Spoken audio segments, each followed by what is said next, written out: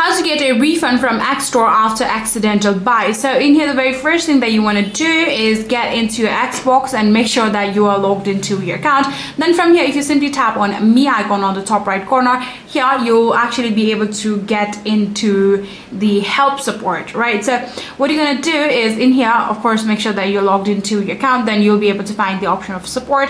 Simply tap on that support option, and then from there you can actually select the option accidental purchase from your order history list, and then from there you can actually simply click on the option request a refund and provide the reason. And after doing that, I'm pretty sure if you are eligible and if Xbox does buy your story or does consider your story, then you'll be able to get your refund back to your original payment. So yeah, that is it. If you guys do have any further queries, then please let me know in the comment section down below, or else that will be it for this video.